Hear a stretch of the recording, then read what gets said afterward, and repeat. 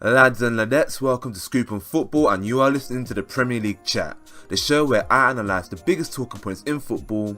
And this week's show includes Frank de Boer getting sacked from Crystal Palace, predictable, John Moss sending off Sadio Mane only for Matt Ritchie to receive a yellow for a similar incident, controversy, Manchester United losing their 100% start to the season versus the ever impressive Stoke.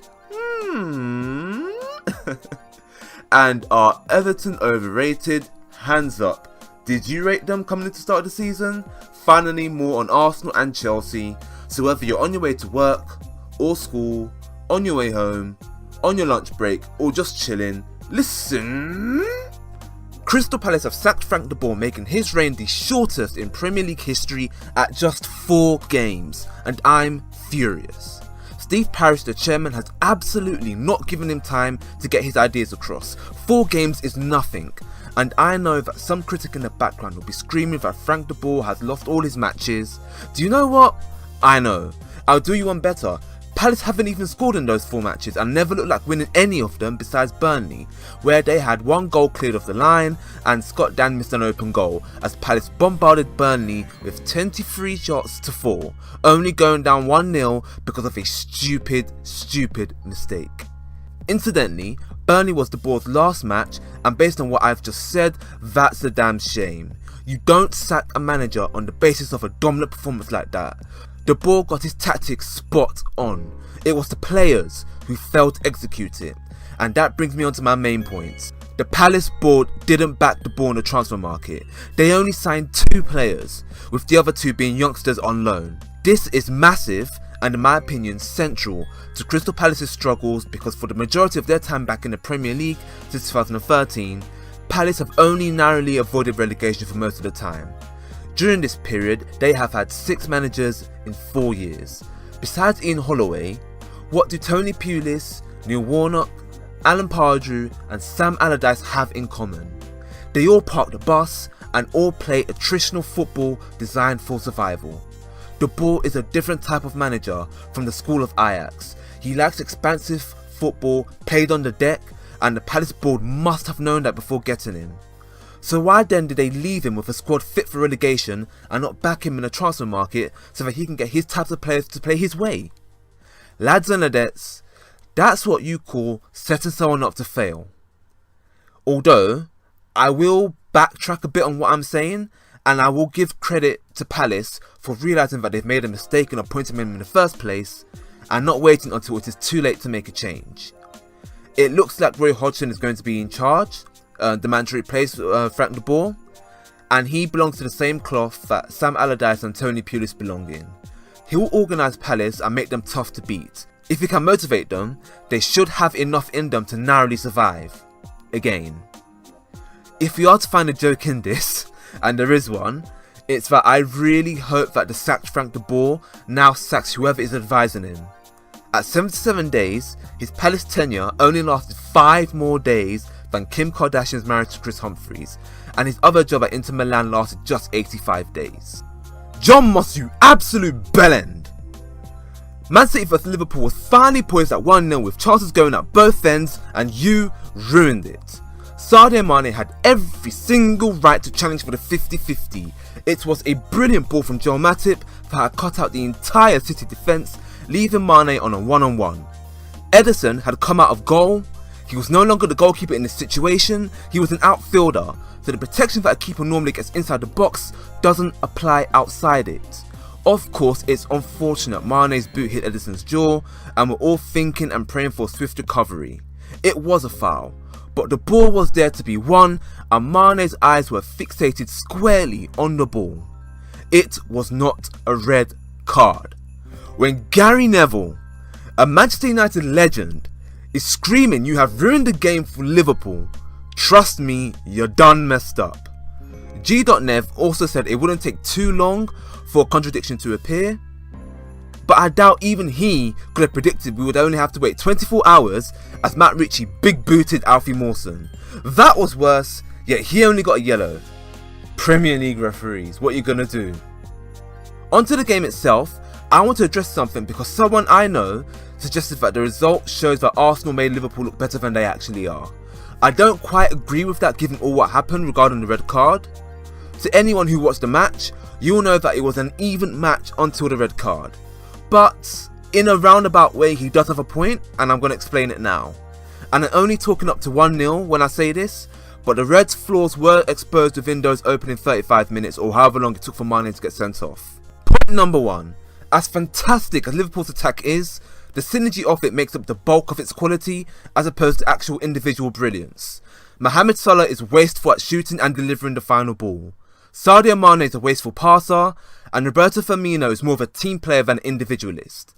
Salah was the guilty party during the Man City match as he had Nicolas Otamendi on toast, but failed to capitalise on 3 separate goal scoring opportunities that came from it.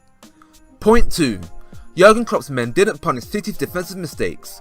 Pep's, on the other hand, made sure that they took their own chance when it came, something Arsenal couldn't do when Lloris Karius decided and failed to impersonate Manuel Neuer. Sweeper keeper you're not, mate. City's breakthrough came from Henderson's aimlessly headed clearance when he had time to control it.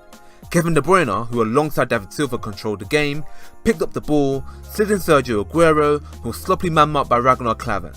Based on that, Jurgen Klopp will regret not getting Virgil van Dijk. As Jamie Carragher rightfully pointed out in the build-up, Klavan plays way too much for a third choice centre-back, and when the other two aren't very good, particularly Dejan Lovren to begin with, Liverpool will struggle for a top 4 finish again, and it's all because they continually keep refusing to address a long-standing issue. Klopp can fool himself by saying that there aren't 5 centre-backs better than what he has already, but we all know that's a lie. Point 3. Liverpool are way too reliant on the counter-attack. This is exacerbated by point 1. They do not or cannot build up properly through the middle. Despite City making more mistakes prior to Mane being sent off, they had more shots on target. This is why fans were rightfully scared to sell Coutinho, while all the pundits were ready to sell him off. This was more apparent when the Reds went down to 10 men and seemingly forgot how to play the game and were struggling to make even the most simplest of passes. In rounding off, I just want to praise City. They went blow for blow with Liverpool, and in an even contest before the red card, found themselves ahead due to their shrewd use of the ball. That shows that they have the better talent, which they should do to be honest given the amount they spent, but credit to Pep Guardiola because he has seemingly found a unique system to cram in the best of his players, easier said than done. Whilst their weaknesses were on show, they should be able to blow away most sides due to the fact that they have the best attack, creative midfielders and flying fullbacks in the league, and after a sluggish start, maybe not in terms of points but definitely performances, this dominant victory will be a massive boost. Especially as Manchester United lost their 100% start to the season with a 2-2 draw with Stoke. Given the players Mark Hughes has bought, and the fact they also beat Arsenal last month, it's no shame United couldn't beat them. But it does serve as a humbling to fans who expected United to dominate this league. The opening 2 4-0 victories were against sides who we all expect to be battling relegation. Leicester City for me were the first real test, and although United recorded a routine 2-0 victory at the end, and also a third consecutive clean sheet, they struggled to make the breakthrough until the end of the game. They struggled to make the breakthrough until late in the game, so it only stood to reason that against Stoke, who appeared to be even better than Leicester, and were at home, gave United an even bigger test. And on that note, United deserve credit for coming out of this match with a draw. Mourinho spoke about wanting to see his side deal with coming back from behind, and when Eric Choupo-Moting got the opener, it only took 2 minutes for an equaliser via Marcus Rashford. By the way, I believe this is the 4th game in a row United to score from a set piece, which demonstrates just how powerful they are. And even though poor marking from Phil Jones allowed Eric Choupo-Moting to grab his 2nd goal and Stoke's 2nd as well, United kept going. Romelu Lukaku should have won the game at the end when he blasted over. Overall, this again just reiterates that it's a very powerful side. They may not have City's talent, but I dare you to find a more resilient side of the Premier League. I'll wait. As for Stoke, in beating Arsenal and now drawing with Man United, it's beginning to look like the Britannia Stadium will become a fortress and a difficult place for the top 6 to pick up points. Mark Hughes has changed the way Stoke play. No longer brutes, but they can play football better than most teams in the league and seem to be tactically fluid. This puts them in good stead. With quality signers like Hesse, Eric Choupo-Moting and Kurt Zouma, the Potters should be looking at a top 8 finish. Or maybe top 7 because I'm really not feeling Everton. Am I the only person? In my last recap of the Premier League, I exclaimed my disappointment in how they performed versus Chelsea. Some people were saying that they were away against the champions, so I gave them a pardon, but they were even worse at home versus last season's runner-ups. When you look at Everton, there's no creativity, and of course you would expect that with Klaassen and Sigurdsson, who are really central players, playing out wide, with Rooney as your number 10. So the lack of goals doesn't surprise me, but the amount that they've conceded definitely does, especially when you have Morgan Schneiderlin and Idrissa Gana Gueye as the two holding midfielders, and the fortune that they've spent on Michael Keane and Jordan Pickford. 2 out of the 3 goals Tottenham scored were flat out horror shows from a marking perspective. And whilst the opener was a Harry Kane fluke and wonder goal, the way they folded after conceding 3 in 16 minutes says it all for me.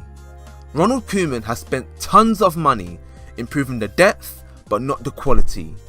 Next up for the Toffees, Manchester United at Old Trafford. As for Tottenham, I don't have too much to say really, it was just a routine win.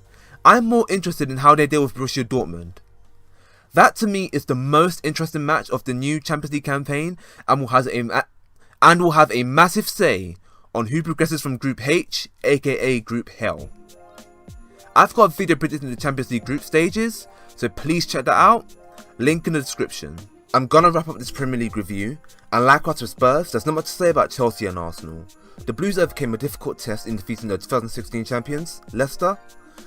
Morata took up this goal scoring record with another head in the process, and is really beginning to look every bit as good as Diego Costa. Whilst Arsenal bounced back from a devastating defeat by victimising Bournemouth. The Cherries were in many ways the perfect tonic for the Gunners to get back on track. Both clubs have home ties in Europe before their Sky Sports Super Sunday clash, which undoubtedly will be the focus of everyone and will be the first thing that I cover here next week on the next Premier League chat.